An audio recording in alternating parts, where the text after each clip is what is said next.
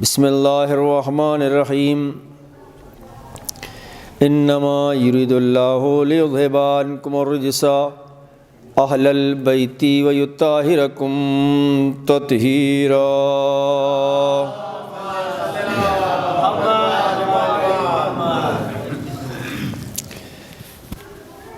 خالق کائنات مالک ارض و سما اپنی پاک و پاکیزہ کتاب قرآن کریم میں یہ ارشاد فرما رہا ہے، بے شک اللہ کا ارادہ یہ ہے اہل بیت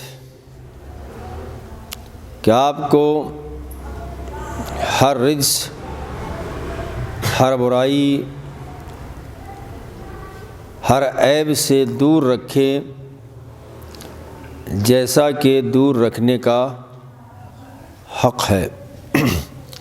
قرآن کریم کی یہ بہت ہی مشہور و معروف آیت ہے، قرآن کریم کے یہ بہت ہی مشہور و معروف فقرات ہیں، جس میں اللہ پنجتن پاک کی طہارت اور پاکیزگی کا اعلان کر رہا ہے۔ اور میں نے اس سے پہلے کسی مجلس میں عرض کیا تھا کہ اچھائیاں انسان کو معتبر نہیں بناتی، انسان معتبر بنتا ہے برائیوں کے نہ ہونے کی بنیاد پر،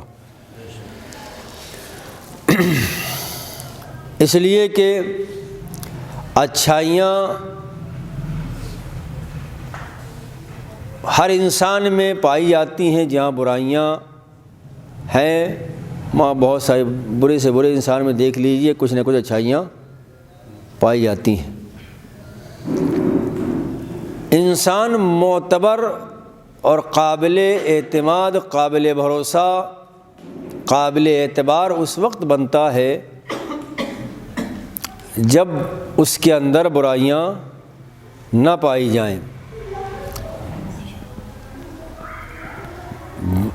اپنے موضوع سے مرتبط ہونے کے لیے کہ انسان معتبر اس وقت بنتا ہے جب برائیاں نہ پائی جائیں۔ میں ایک چھوٹی سی مثال دوں گا۔ ایک شخص ہے جو کسی دوسرے شہر کا رہنے والا ہے، ہمارے شہر میں رہنے لگا کر آباد ہو گیا، لیکن اس کا رابطہ اپنے وطن سے برقرار ہے، اس کی زمین ہے، اس کی جائیداد ہے، مکان ہے، آتا جاتا رہتا ہے، لیکن ابھی جس شہر میں یہ آباد ہے اس شہر میں ہر نیک کام میں یہ بڑھ چڑھ کر حصہ لیتا ہے۔ اہل بیت کے فضائل میں قرآن کریم کی ساری آیتیں ایک طرف ہیں اور آیہ تطہیر ایک طرف ہے۔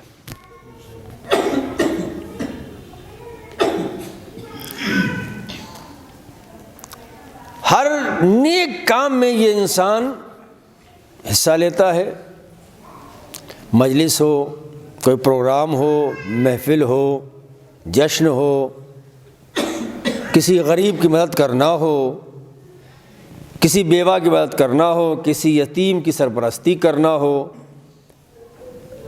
ہر اعتبار سے یہ انسان آگے آگے رہتا ہے، پیشہ پیش رہتا ہے۔ اب ظاہر سی بات ہے ایسے انسان کے لیے ہر انسان کے دل میں جگہ اپنے آپ خود بخود پیدا ہو جاتی ہے اور وہ لائق احترام بن جاتا ہے ایسے لوگوں کی نگاہ میں، انسانوں کی نگاہ میں۔ اب جس شہر میں یہ فی الحال مقیم ہے، یہاں کے کچھ لوگ کسی کام سے اس شخص کے آبائی وطن گئے، تو کہا بھائی چلو کسی کام سے گئے، وہاں اپنے کام سے فارغ ہونے کے بعد کہا یار ہمارے یہاں فلاں صاحب جو رہتے ہیں وہ ان کا وطن بھی تو یہی ہے. چلیے ان کے وطن میں جا کے دیکھ لیتے ہیں کہ وہ یہاں کیسے رہتے ہیں, کیا ہے ہوتا نا. تو اب لوگ وہاں پہنچے. صاحب جس محلے میں یہ رہتے تھے اس محلے میں پہنچے. کہا صاحب آپ فلاں صاحب کو جانتے ہیں؟ کہا ہاں, کیوں نہیں جانتے. کہا وہ بھوپال میں رہتے ہیں. اور کہا میں انہی کی بات کر رہا ہوں. اب جب یہ بات ہوئی تو ان لوگوں نے کہا کہ بھائی جو لوگ یہاں سے گئے تھے انہوں نے کہا کہ وہ سب بہت نیک آدمی ہیں, اور وہ تو رمضان المبارک میں افطاری بھی کراتے ہیں, کھانا بھی کھلاتے ہیں, مجلسوں میں بھی کھانا کھلاتے ہیں. بہت سی تعریفیں انہوں نے کی, اور غریبوں کا خیال بھی رکھتے ہیں. اب وہ لوگ جو اس کے آبائی وطن کے لوگ تھے وہ سن رہے تھے, وہ سنتے رہے. جب انہوں نے تعریف کے پل باندھ دیے تو وہ وطن والے لوگ کہتے ہیں کہ صاحب شاید آپ ان کے بارے میں صحیح سے جانتے نہیں ہیں. کہا کیا مطلب؟ ہمارے شہر میں تو انہوں نے ایسے ایسے کام کرتے وہ. کہا یہاں جو ان کا وطن ہے, جو یہاں رہ رہے ہیں, آپ کو معلوم نہیں ہے ان کا گھر یہ جو بنا ہوا ہے, یہ عالی شان جو گھر دیکھ رہے ہیں یہ انہی کا ہے, لیکن انہوں نے یہ جو زمین پہ گھر بنایا ہے یہ اپنے بھائی کا حق غصب کر کے بنایا ہے. انہوں نے جو جائیداد بنائی ہے یہاں پر یہ لوٹ گھسوٹ کر کے بنائی ہے, فلاں کے قبضہ کر لیا, فلاں سے چھین لیا. تو اب مجھے بتائیں کہ جو لوگ یہاں پر اس وطن میں ہمارے شہر میں اس شخص کو جانتے تھے, اس کی خوبیوں سے واقف تھے, اس کی اچھائیوں سے واقف تھے, اور اس کی تعریف کے جو پل باندھ رہے تھے, جب وہاں پہنچے اور وہاں پہنچنے کے بعد اس کی اصلیت سے واقف ہوئے, تو مجھے بتائیں کیا یہ شخص جو اتنا زیادہ خیر خواہ تھا, خیرات کرنے والا تھا, غریبوں کا خیال رکھنے والا تھا, ان لوگوں کی نگاہ میں معتبر رہے گا؟ کہ کیوں معتبر نہیں رہا؟ کہ معتبر اس لیے نہیں رہا, اچھائیاں تھیں لیکن برائیوں سے پاک نہیں تھا. اس کا مطلب یہ ہے کہ انسان کو اچھائیاں معتبر نہیں بناتی, برائیوں کا نہ پایا جانا انسان کو معتبر بناتا ہے. اب قرآن کریم میں اہل بیت کے فضائل, ساری فضائل کی جتنی بھی آیتیں وہ سب ایک طرف ہیں اور آیت تطہیر ایک طرف ہے. اس لیے کہ قرآن کریم میں جتنے بھی آیت اہل بیت کی فضائل کی آیتیں بیان کی گئی ہیں ان میں ان کی زکوٰۃ کا ذکر ہے, خیرات کا ذکر ہے, صداقت کا ذکر ہے, اور سارے فضائل کا ذکر ہے. لیکن آیت تطہیر وہ آیت ہے جو اس بات کی دلیل ہے کہ اہل بیت میں کوئی برائی نہیں پائی جاتی. اس کا مطلب یہ ہے کہ آیت تطہیر اہل بیت کی طہارت کی جہاں دلیل ہے وہاں ان کے اعتبار کی بھی دلیل ہے. ایک صلاۃ بھیج دے محمد را آل محمد پر.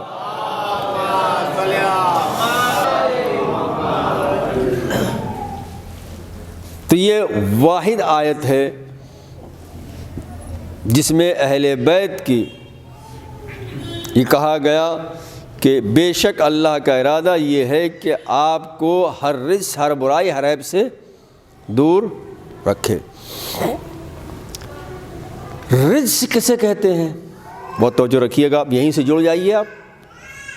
اور میں بارہا مجلسوں میں کہتا رہتا ہوں کہ یہ سوچ کے نہ سنیے گا کہ اظہر صاحب پڑھ رہے ہیں, کیونکہ اگر وہ سوچ کے سنیں گے تو آپ کو کوئی بات جلدی سے سمجھ میں آئے گی بھی تو پھر نہیں. یہ دیکھیے گا کیا پڑھا جا رہا ہے, یہ نہ دیکھیے گا کون پڑھ رہا ہے. بہرحال رجس کسے کہتے ہیں؟ دیکھیے قرآن کریم میں سورہ توبہ آیت نمبر 95 میں ارشاد ہوتا ہے کہ اے رسول رجس دیکھیے گا. قرآن اعلان کیا کر رہا ہے؟ انما یرید اللہ لیذھب عنکم الرجس اہل البیت ویطہرکم تطہیرا. بے شک اللہ کا ارادہ یہ ہے اہل بیت کہ آپ کو ہر رجس, ہر برائی, ہر عیب سے دور. رجس تو رجس کسے کہتے ہیں؟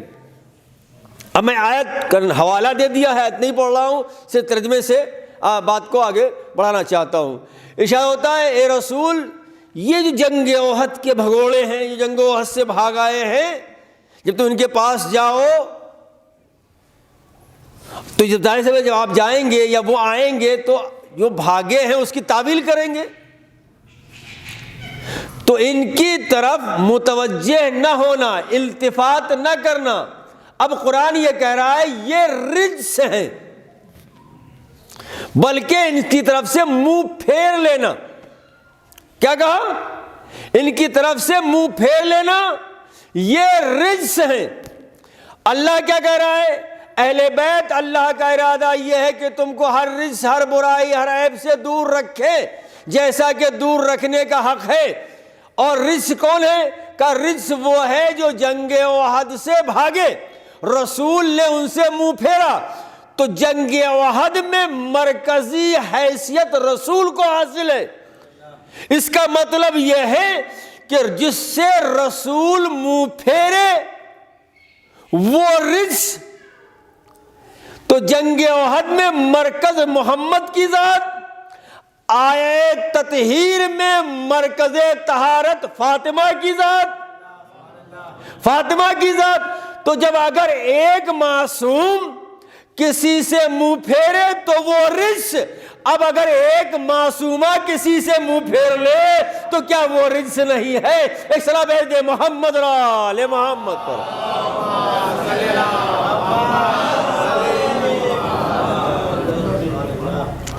اہل بیت اللہ کا ارادہ یہ ہے۔ دیکھیے جو مجلس میں نے ابھی گزشتہ مجلس میں بھی یہ بات کو کہا ہے، اور چونکہ یہ بات بہت اہم ہے اس لیے میں کہہ رہا ہوں۔ دیکھیے جو آپ اور مجلسیں کرتے ہیں وہ اپنی جگہ پر ہے، لیکن ایام عزائے فاطمیہ کی جو مجلس ہیں اس کا مقام اپنی جگہ پر ہے۔ آیت اللہ گل پائگانی، یہ میں نے جملہ وہاں بھی کوٹ کیا تھا چونکہ بہت قیمتی ہے اس لیے میں یہاں بھی کوٹ کر رہا ہوں۔ گل پائگانی فرماتے ہیں، آیت اللہ گل پائگانی فرماتے ہیں کہ ائمہ اطہار پر گریہ کرنا تولا ہے۔ ائمہ اطہار پر گریہ کرنا تولا ہے، ان کی مصیبتوں کو سن کر رونا، گریہ کرنا یہ تولا ہے۔ لیکن معصومہ کونین فاطمۃ الزہرا سلام اللہ علیہا پر گریہ کرنا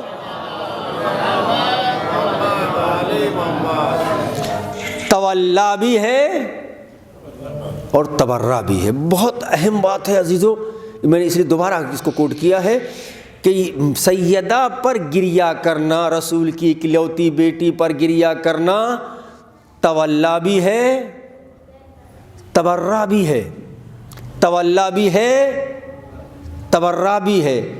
یہ مجلس ظالم اور مظلوم کی پہچان بھی ہے، قاتل اور مقتول کی پہچان بھی ہے، حق اور باطل میں تمیز کرنے کا ذریعہ ہے، صداقت اور سچائی اور جھوٹے ہونے کا کون جھوٹا ہے کون سچا ہے اس کا ایک بہترین ذریعہ ہے۔ یوں کہا جائے کہ یہ مجلس ایام عزائے فاطمیہ میں جو منعقد ہو رہی ہیں، اگر دیکھنا ہے کہ ظالم کون ہے، مظلوم کون ہے، اگر دیکھنا ہے کہ قاتل کون ہے، مقتول کون ہے، اگر دیکھنا یہ ہے کہ تولا کیا ہے، تبرہ کیا ہے، آپ دیکھیں آپ جتنی بھی مجلسیں ہوتی ہیں، محرم میں آپ مجلسیں کرتے ہیں، ایام اعظام میں مجلسیں کرتے ہیں، کوئی قید نہیں ہے، جو بھی آتا ہے آ کر بیٹھ جائے۔ اس مجلس میں بھی قید نہیں ہے کہ کوئی بھی آئے آ کر بیٹھ جائے، ہمیں اس سے مطلب نہیں ہے، اس لیے کہ فرش اعضا بچ گیا، اب آنے والے کو آنا چاہیے کوئی بھی ہو۔ لیکن تھوڑا سا فرق یہ ہے کہ ان مجلسوں میں جب کوئی انسان آتا ہے تو آنے کے بعد یہ کہتا ہے کہ میں حسینی ہوں، میں حسین کا ماننے والا ہوں، حسین کے چاہنے والا ہوں، میں حسینی ہوں۔ جب اس نے کہا کہ میں حسینی ہوں، اس کا مطلب یہ ہے وہ یہ بھی کہے گا میں حسینی ہوں، میں ہرملہ والا نہیں ہوں، میں یزید والا نہیں ہوں، میں شمر والا نہیں ہوں، بلکہ وہ یہ کہے گا کہ میں حسین پر روں گا بھی، حسین سے محبت بھی کروں گا، قاتل حسین پر لعنت بھی کروں گا۔ ان مجلسوں میں، ان مجلسوں میں بنیادی فرق یہ ہے کہ ان میں جو بھی آئے گا وہ حسینی ہونے کا دعویٰ بھی کرے گا، حرملہ کے ساتھ نہ ہونے کا دعویٰ کرے گا، یزید کے ساتھ نہ ہونے کا دعویٰ کرے گا، قاتلان حسین پر لعنت بھی کرے گا۔ لیکن ان مجلسوں کا امتیاز یہ ہے، جب کوئی ان مجلسوں میں آئے گا اور یہ کہے گا کہ میں فاطمی ہوں تو اس کو قاتل فاطمہ پر لعنت بھی کرنا پڑے گی۔ یہ بہت بڑا فرق ہے عزیزو، یہ بہت بڑا امتیاز ہے عزیزو۔ قاتل فاطمہ پر لعنت بھی کرنا پڑے گا، اور ہر کوئی قاتل فاطمہ پر لعنت کر نہیں سکتا۔ وہاں تو تم کہہ کے بچ جاؤ گے کہ میں حسینی ہوں، یہاں یہ بھی کہنا پڑے گا کہ میں فاطمی بھی ہوں اور قاتل فاطمہ پر لعنت کرنے والا بھی ہوں۔ ایک سلام عید محمد اور آل محمد پر۔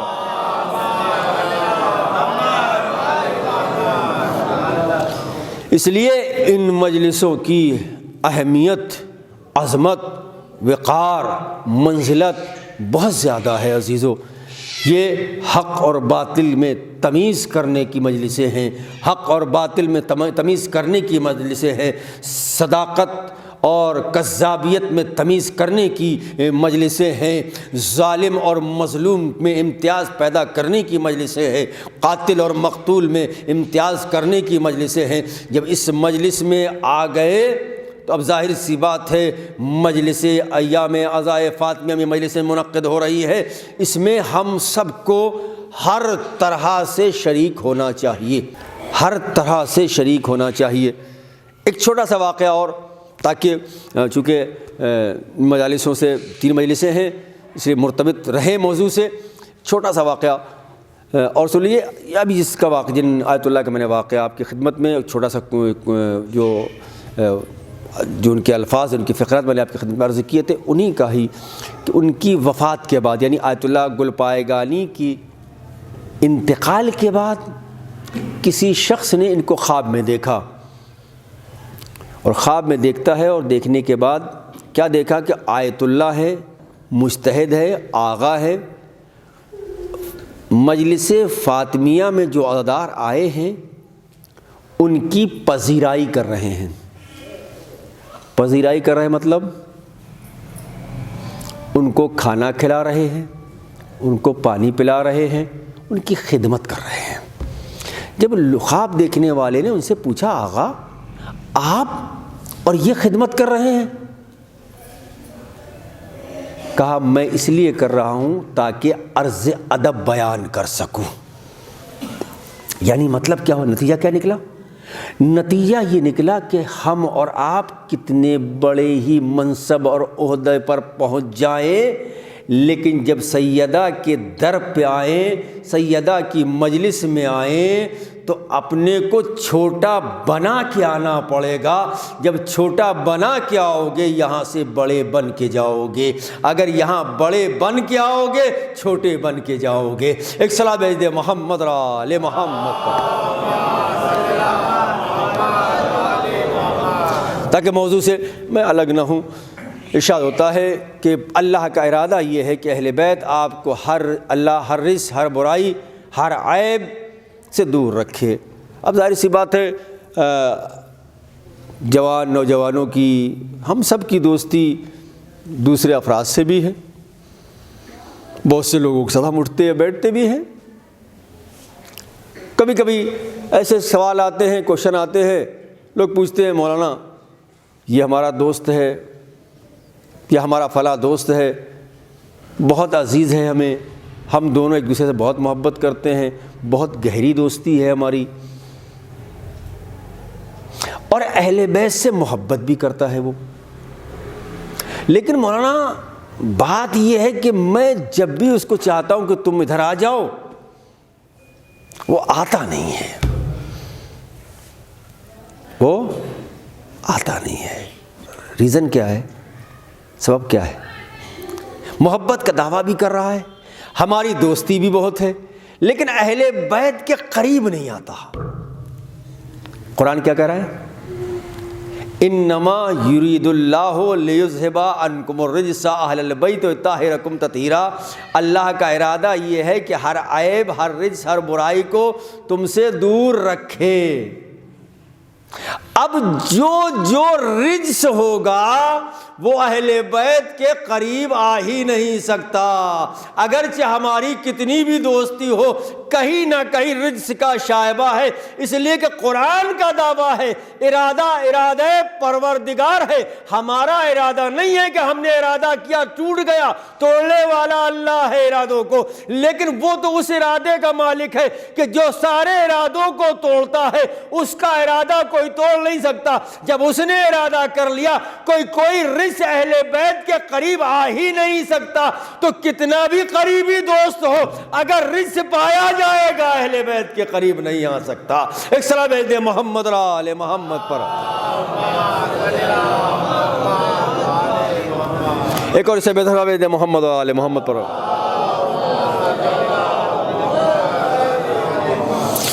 ایک اس سے بہتر صلاۃ بھیج دیں محمد اور آل محمد پر۔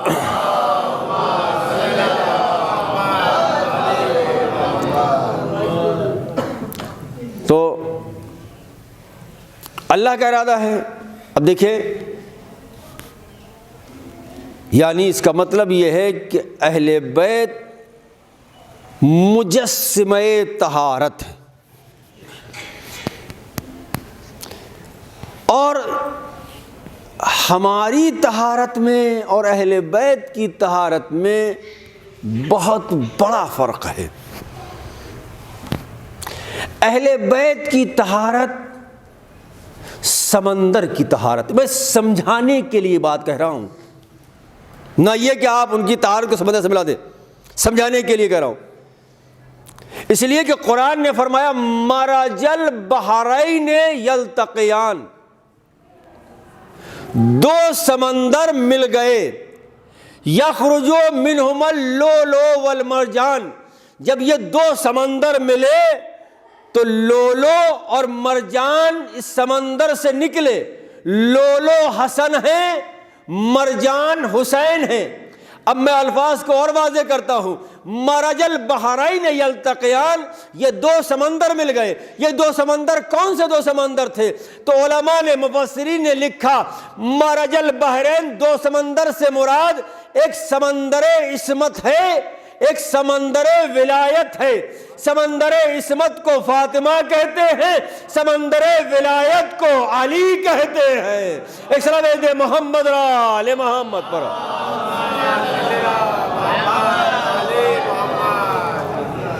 سمندر عصمت کو سیدہ کہتے ہیں، سمندر طہارت کو فاطمہ کہتے ہیں، سمندر ولایت کو علی کہتے ہیں۔ جب یہ دو سمندر ملے تو حسنین جیسے معصوم بیٹے پیدا ہوئے۔ عزیزو یاد رکھیے گا، اب مجھے ایک بات بتائیے کہ جب کوئی کپڑا نجس ہو جائے، آپ لوٹے سے اس کو پاک کرنا چاہیں تو کیسے پاک کریں گے؟ لوٹے سے؟ کہا مولانا پہلے تو نجاست کو ہٹانا پڑے گا، پھر اس کے بعد پانی ڈالنا پڑے گا، 3 مرتبہ نچوڑنا پڑے گا، تب پاک ہوگا۔ ٹھیک ہے، لیکن ہم ایک کر سے زیادہ پانی سے پاک کر رہے ہیں، کہا نجاست کو بھی دور کرنا پڑے گا، اور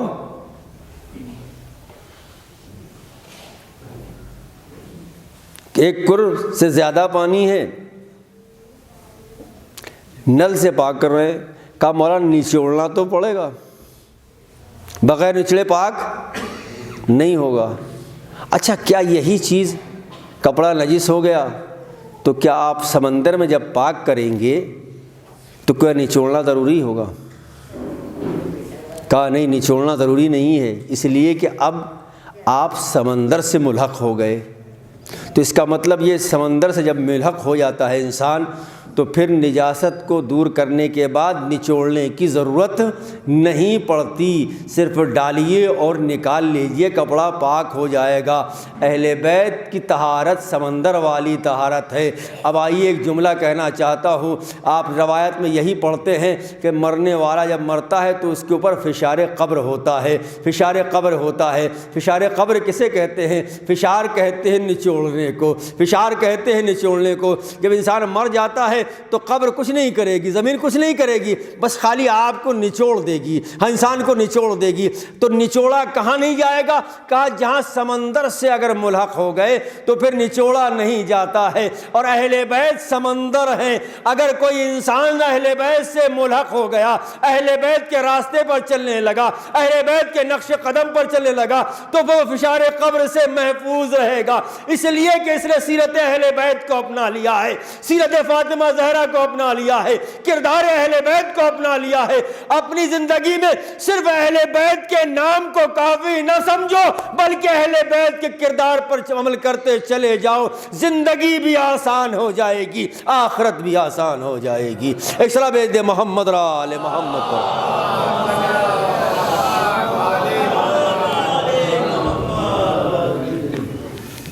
ایک صاحب تھے،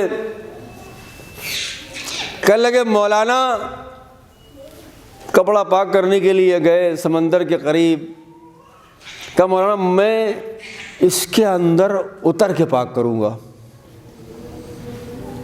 وہ سمندر کے اندر اتر گئے، تھوڑی دیر تک تو خیریت رہے گی، اس کے بعد سمندر کی گہرائی میں جا کے انسان ڈوب جائے گا، غرق ہو جائے گا۔ اہل بیت کی طہارت سمندر والی ہے، جہاں تک اجازت ہے بس وہیں تک جاؤ، اس لیے کہ اہل بیت وہ سمندر کا نام ہے۔ اسی لیے علی نے فرمایا میرے بارے میں دو لوگ ہلاک ہوں گے، ایک مجھے حد سے زیادہ بڑھانے والا، ایک مجھے حد سے زیادہ گھٹانے والا۔ اس کا مطلب یہ ہے کہ جہاں تک اجازت ہے بس اہل بیت کی معرفت وہی تک ہو سکتی ہے، اس سے آگے نہیں ہو سکتی۔ آگے جاؤ گے تو خدا اگر کہو گے تو غرق ہو جاؤ گے، ڈوب جاؤ گے۔ اس لیے کہ سمندر کی گہرائی کسی کے سمجھ میں آنے والی نہیں ہے۔ جب دنیا کے سمندر کی گہرائی ہمارے سمجھ میں نہیں آ سکتی تو جس کو قرآن کہہ رہا ہے مرج البحرین یلتقیان، تو اس سمندر کی گہرائی ہمارے اور آپ کے بس کا روگ نہیں ہے۔ ایک صلاۃ بھیج دے محمد را آل محمد پر۔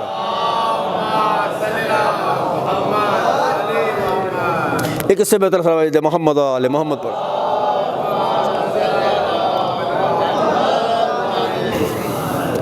دو جملے اور اس کے بعد چھوٹے سے دو واقعات اور مجلس کو اختتام کی منزل کی طرف لے جاؤں گا۔ دیکھیے طہارت کی گفتگو ہو رہی ہے، اور اہل بیت ایسے پاک ہے جیسے کہ پاک رکھنے کا حق ہے۔ دیکھیے پانی پاک ہوتا ہے، لیکن ہر پانی ویسا پاک نہیں ہوتا جیسے کہ پانی کا حق ہے۔ آپ کہیں گے یہ کون سی بات کر رہے ہیں آپ؟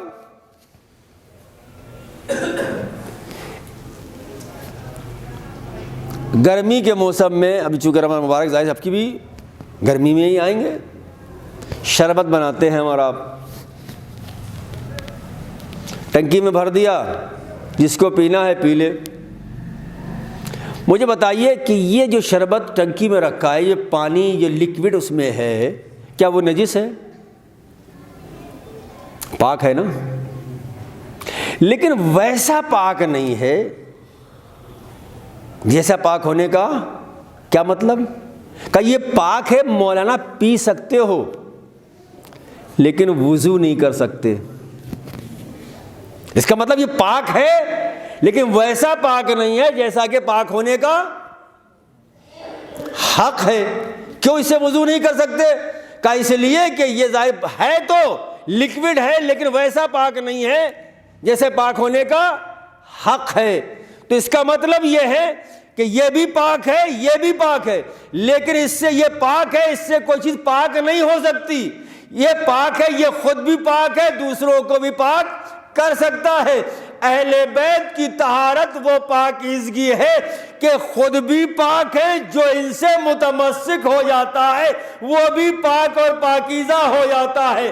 عالم یہ ہے کہ اگر چادر مس ہو جائے تو چادر تطہیر بن جاتی ہے، اگر نسل منسوب ہو جائے تو سید زادہ بن جایا کرتی ہے۔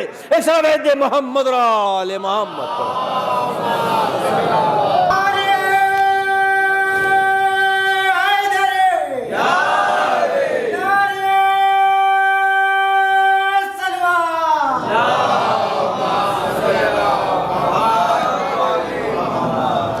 تو یہ ان کی پاکیزگی کا عالم ہے۔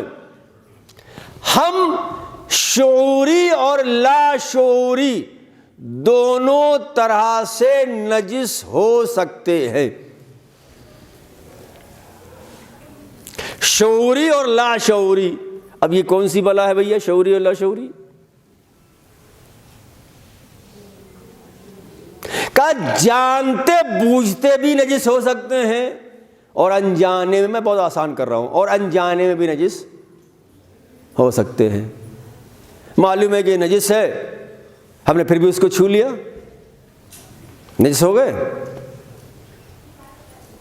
بھئی اب ہمارے یہاں تو نہیں ہے، وہ شاید کسی کے یہاں ہو تو نہیں معلوم کہ نجس جانور پالنے کا بہت شوق رہتا ہے نا لوگوں کو، نہلا بھی رہے ہیں، دھلا بھی رہے ہیں، وہ سب کیا ہے۔ اور کچھ اپنے یہاں بھی لوگوں کے ظاہر سی بات شوق ہوتے ہیں، لیکن وہ جو اجازت شریعت نے جتنی دی ہے اتنی حد تک تو اس کو پال سکتے ہیں، لیکن اس کے علاوہ اب لوگ بہانہ کرتے ہیں کہ صاحب ہم تو اس لیے کر رہے ہیں۔ دیکھیے، مولوی سے بہانہ کر سکتے ہو، مولا سے بہانہ نہیں کر سکتے۔ طبیعت کو بہلا سکتے ہو، شریعت کو نہیں بہلا سکتے، ہے نا۔ ارے مولانا ابھی کیا بتایا، ایسے اس لیے یوں ہے یوں ہے یوں ہے۔ اس کو نہلایا، بھیا نجس ہوئے، معلوم ہے کہ یہ نجس ہے، اس کے بعد بھی گیلا تھا، اس کو نہلایا، ابھی تو ہم نجس ہوئے یا نہیں ہوئے؟ یہ کیا، یہ شعوری طور پر ہے۔ لاشعوری طور پر کیا ہے، مجلس پڑھ رہا ہوں، ماشاءاللہ سے یہ ممبر بہت اچھا ہے، اس میں ساری چیزیں بہت اچھی طریقے سے وہ ہے۔ ایک جگہ میں مجلس پڑھ رہا تو وہاں کیل نکلی ہوئی تھی ممبر سے، تھوڑی سی کیل کہیں سے، اب مجلس پڑھتے پڑھتے دھیان نہیں دیا، ہاتھ اس کیل پر لگا، زخم ہو گیا، خون نکلا، مجھے معلوم ہی نہیں ہاتھ نجس ہوا یا نہیں ہوا۔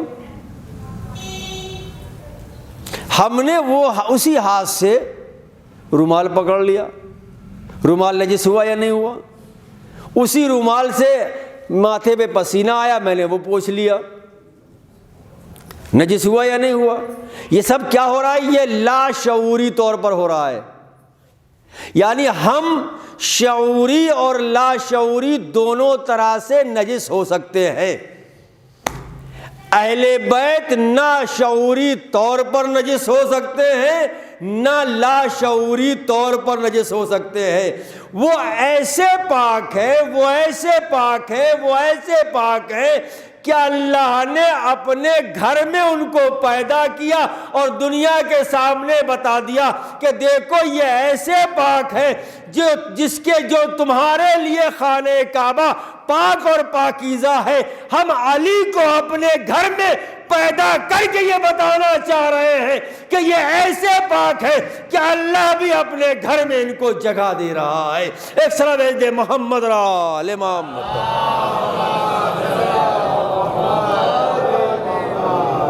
تو ہم شعوری طور پر لاشعوری طور پر دونوں طرح سے نجس ہو سکتے ہیں، لیکن اہل بیت کی طہارت وہ طہارت ہے، مرج البحرین یلتقیان بینہما برزخ لا یبغیان۔ یہ قرآن کی آیت ہے، سورہ رحمان کی فقرے ہے جو آپ جا کے اس کی طرف رجوع کر سکتے ہیں، دیکھ سکتے ہیں۔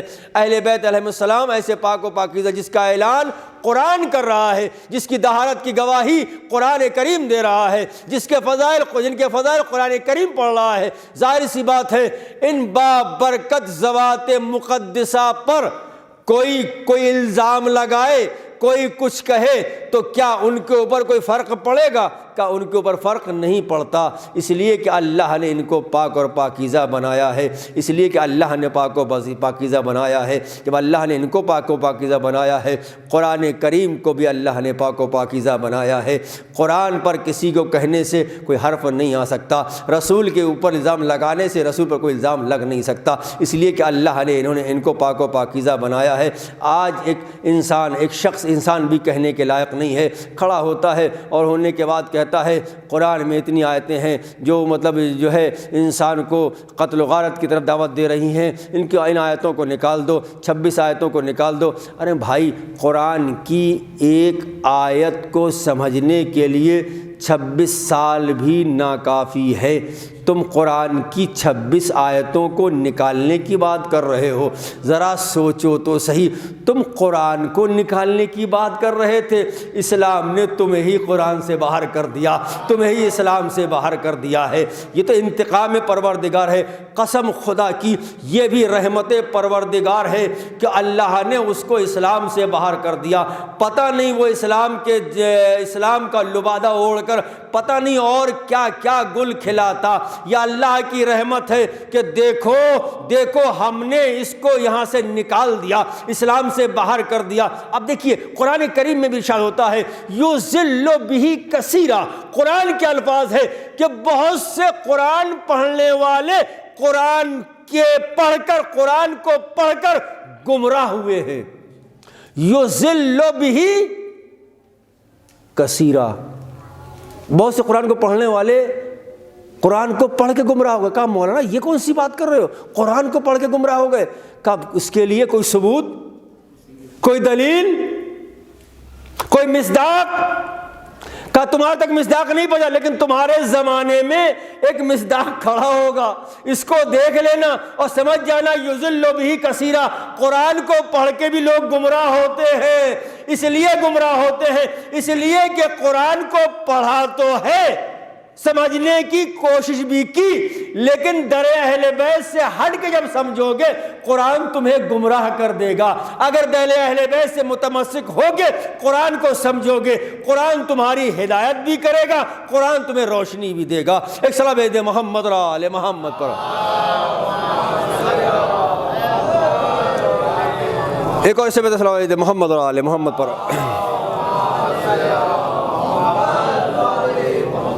اہل بیت کی طہارت وہ طہارت ہے کہ جو اہل بیت سے متمسک ہو گیا، اہل بیت نے اس کو پاک اور پاکیزہ بنا دیا، اہل بیت نے اسے طیب و طاہر بنا دیا، اہل بیت نے اس کی پاکیزگی کی ضمانت لے لی۔ لیکن شرط یہ ہے کہ اہل بیت سے متمسک ہو جائیں، اہل بیت کا دامن تھام لیں، اہل بیت کی سیرت پر عمل کریں۔ بس آخری جملہ اور ایک واقعہ مصائب کی طرف چلا جاؤں گا عزیزو۔ آیہ تطہیر میں، جیسا کہ حدیث کے صاحب میں نے گزشتہ مجلس میں عرض کیا، تھوڑی سی تفسیر میں نے عرض کی وہاں پر، کہ آیہ تطہیر میں مرکزی حیثیت کس کو حاصل ہے؟ جناب فاطمۃ الزہرا کو، مرکزی حیثیت جناب سیدہ کو۔ اس کا مطلب کیا ہے کہ سیرت سیدہ کیا ہے؟ تعلیمات جناب سیدہ، یہی ہمارا موضوع ہے نا، تعلیمات جناب سیدہ کیا ہے، سیدہ کی سیرت کیا ہے، سیدہ کا کردار کیا ہے، سیدہ کا اخلاق کیسا ہے۔ ان مجالس میں خصوصاً ان باتوں کی طرف روشنی ڈالنا چاہیے اور روشنی ڈالنا پڑے گی تاکہ ہم متوجہ ہو جائیں۔ عزیزو، رونا اپنی جگہ پر ہے، عزائے سیدہ منعقد کرنا اپنی جگہ پر ہے، لیکن سیرت سیدہ ایک اہم گفتگو ہے جو ہماری زندگی اور آخرت دونوں جگہ پر کام آنے والا ہے۔ اللہ نے مرکزی حیثیت کس کو دی ہے؟ جناب سیدہ کو۔ اس کا مطلب یہ ہے یہ مرکزی حیثیت سیدہ کو دی ہے، طہارت کے عنوان سے جب مرکزی حیثیت سیدہ کو دی ہے تو ہمارے اندر بھی رجس نہیں پایا جانا چاہیے، ہمارے اندر بھی برائیاں نہیں پائی جانا چاہیے، ہمارے اندر بھی سچائی پانا چاہیے، سچائی پایا جانا چاہیے، ہمارے اندر بھی صداقت ہونا چاہیے، ہمارے اندر بھی سخاوت ہونا چاہیے، ہمارے اندر جھوٹ کا نام و نشان نہیں ہونا چاہیے، کذب کا نام و نشان نہیں ہونا چاہیے، حسد اور کینے کا نام و نشان نہیں ہونا چاہیے، اس لیے کہ ہم سیدہ والے ہیں، اس لیے کہ ہم فاطمی ہیں، اس لیے کہ ہم سیدہ کے ماننے والے ہیں، اس لیے کہ ہم سیدہ کے چاہنے والے ہیں۔ تو سیدہ نے اپنی سیدہ کی زندگی کا مطالعہ کرے، آپ کو معلوم ہوگا کہ جس کی طہارت کی ضمانت قرآن لے رہا ہے، جس کی صداقت کی ضمانت قرآن لے رہا ہے، ظاہر سی بات ہے ہم اپنی زندگی میں سچے رہیں، ہم اپنی زندگی میں طاہر رہیں، یقین جانیے یہی وہ شخص ہوگا جو سیدہ کا سچا چاہنے والا کہلائے گا، سیدہ کا سچا ماننے والا کہلائے گا۔ کردار سیدہ، ایک چھوٹا سا واقعہ، ہماری مائیں اور بہنیں بہت توجہ سے سنیں، اور ہم سب کے لیے لازم اور ضروری ہے کہ ہم کردار سیدہ کو اپنانے کی کوشش کریں۔ میں نے خطبہ جمعہ میں بھی عرض کیا ہے کہ جناب سیدہ صرف عورتوں کے لیے نمونۂ عمل نہیں ہیں، انسانیت کے لیے نمونۂ عمل ہے، انسانیت کے لیے نمونۂ عمل ہے۔ میں نے خطبے میں عرض کیا تھا، امام حسن دیکھتے ہیں رات کا وقت ہے، مادر گرامی اٹھتی ہیں، بستر کو چھوڑتی ہیں، مصلی عبادت پر جاتی ہیں، نماز پڑھتی ہیں، دعا کرتی ہیں۔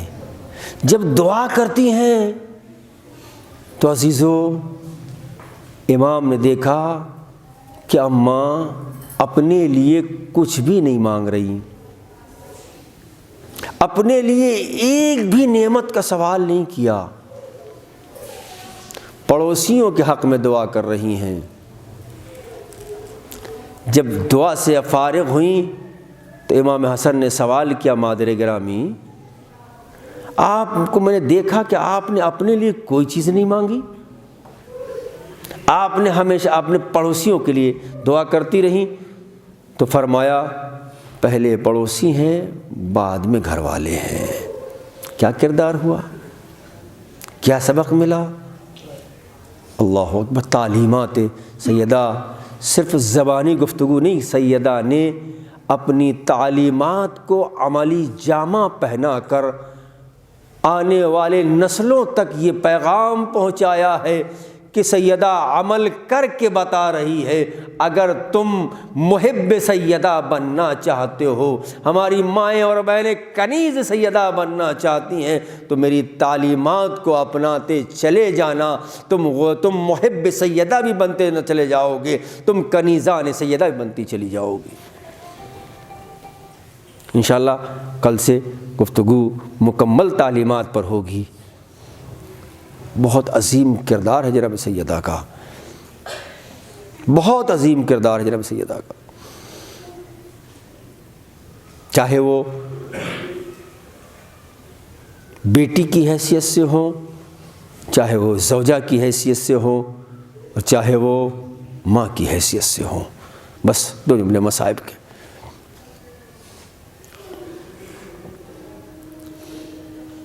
آپ کو اندازہ نہیں ہے، ہم مجلسوں میں صرف مصیبتوں کے چند جملے پڑھتے ہیں، سنتے ہیں اور گریہ کرنے لگتے ہیں۔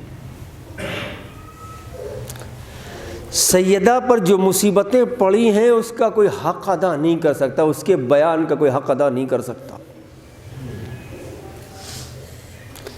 ذرا سوچئے، غور کیجئے، وفات رسول کے بعد 3 مہینے اور 3 مہینوں میں وہ مصیبتیں کیا ہوا؟ حسدی سبت علیہ مصائب لو انہا سبت علیہ میں سرنا لیالیا۔ اے بابا آپ کے بعد مصیبتوں کے پہاڑ ڈال دیے گئے، اگر یہ مصیبتیں دنوں پر پڑتی تو راتوں میں تبدیل ہو جاتے۔ اللہ اکبر۔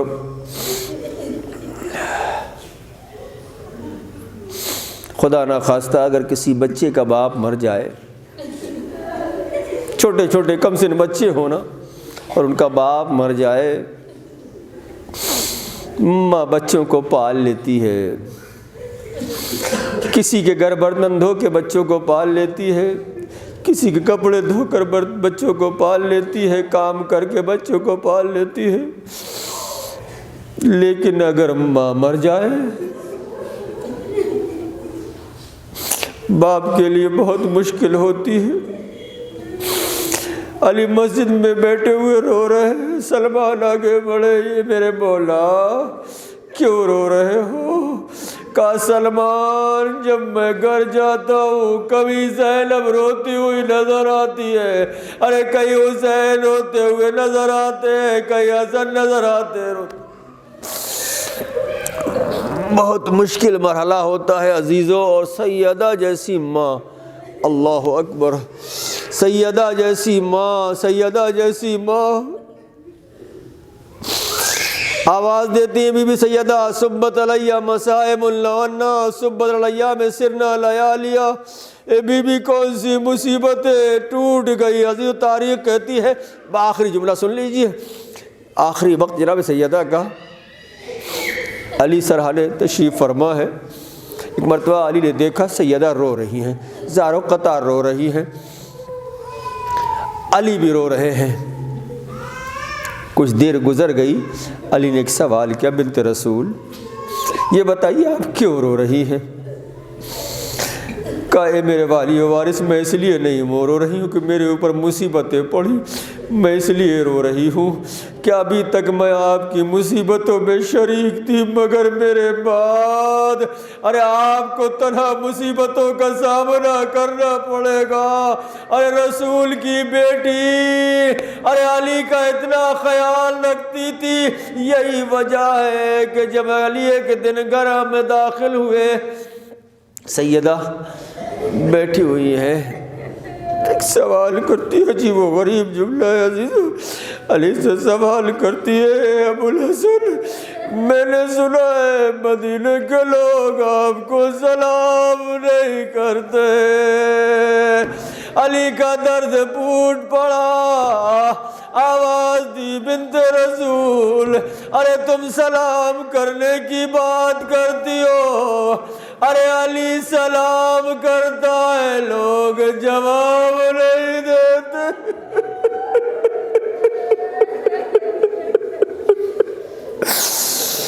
علی سلام کرتا ہے لوگ جواب نہیں دیتے۔ بعد سیدہ علی کی تنہائی، ارے قبر سیدہ پر کھڑے ہوئے ایک جملہ کہا علی نے، یا رسول اللہ میں نہیں بتا سکتا آپ کی بیٹی پر کتنی مصیبتیں پڑی، ارے آپ خود اپنی بیٹی سے پوچھ لیجئے گا، ارے گھر میں آگ کیسے لگائی، ارے محسن کو کیسے شہید کیا گیا، ارے پہلو کو کیسے زخمی کیا گیا۔ بآخری جملہ عزیزو، اللہ اکبر، اللہ اکبر، سیدہ واقعا مظلوم بیوی ہے، آج بھی مظلومہ ہے، کل بھی مظلومہ تھی۔ یا علی میرے جنازے میں فلاں فلاں کو شریک نہ کیجئے گا، یا علی میرا جنازہ رات کی تاریکی میں اٹھائیے گا، یا علی ارے میری قبر پر آتے رہیے گا، مجھے بھول نہ جائیے گا۔ عزیزو عجیب و غریب جملے ہیں تاریخ کے عزیزو۔ لوگ جناب سیدہ یہ وصیت کس سے کر رہی ہیں؟ علی سے کر رہی ہیں۔ آخری جملہ ہے عزیزو، آپ نے سنا ہوگا، علماء سے سنا ہوگا، بعد وفات رسول اکرم جناب سیدہ کے گھر پہ آگ و لکڑیاں جمع کی گئیں، اور اس واقعے کے بعد سیدہ کے ہاتھ نماز میں قنوت کے لیے نہیں اٹھتے تھے۔ اللہ، نماز میں قنوت کے لیے نہیں اٹھتے تھے۔ کیوں نہیں اٹھتے تھے آپ کو معلوم ہے عزیزو؟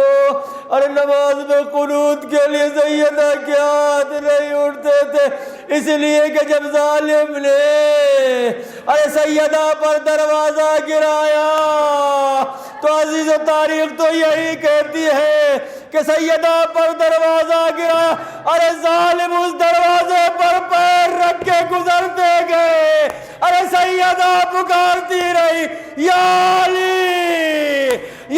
علی مدد کو.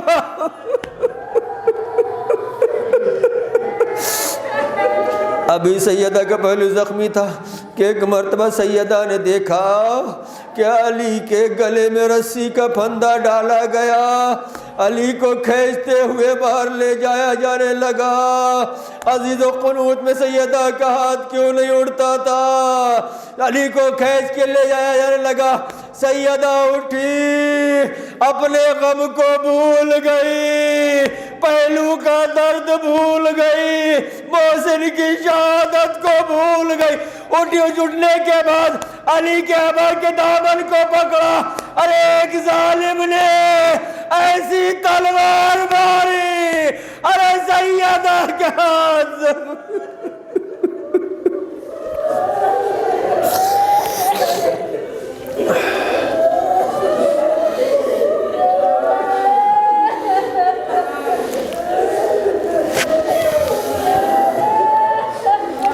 الا لعنۃ اللہ علی قوم الظالمین سیعلم الذین ظلموا ای منقلب ینقلبون. بار لا معبود، ہماری اس مختصر سی اعضاء کو قبول فرما، ہمارے گناہ صغیرہ کو معاف فرما، ہماری خطا و لغزشوں کو معاف فرما، اس مجلس کو قبول فرما، حاضرین کو ہر بلا ہر مصیبت سے محفوظ فرما، شرکت کرنے والوں کو دامے درہمے سخنے جس نے بھی جس طرح سے شرکت کی معبود، شرکت کرنے والوں کی شرکتوں کو قبول فرما، بانیان کو حاضرین کو ہر بلا ہر مصیبت سے محفوظ فرما، منتظمین کو ہر بلا ہر مصیبت سے محفوظ فرما، ہماری اس مختصر سی خدمت کو قبول فرما.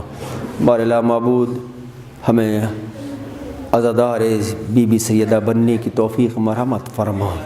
بار لا معبود، پروردگار پالنے والے حسنین کی یتیمی کے صدقے میں جو بھی یتیم ہیں ان کی سرپرستی فرما. بار لا معبود، مسلمین جہان کی حفاظت فرما. اس وقت دنیا میں ایام عزا کے سلسلے سے مجالس ہو رہی ہیں، بار لا ان کی مجلسوں کو قبول فرما. ہم سب کو جنت البقیع کی زیارت سے مشرف فرما، جنت البقیع کو تعمیر فرما، دشمنان جنت البقیع کو نیست و نابود فرما. بی بی سیدہ کے قبر پر عالی شان روضہ بننا نصیب فرما. بار لا معبود، ہمارے امام کو ہم سے راضی و خوشنود فرما، اسلام کے ذمہ تاج عطا فرما، ہمیں ان کے آواروں سے جیسا بننے کی توفیق و مرحمت فرما. ربنا تقبل منا انک انت السمیع العلیم. ماتم حسین یا حسین.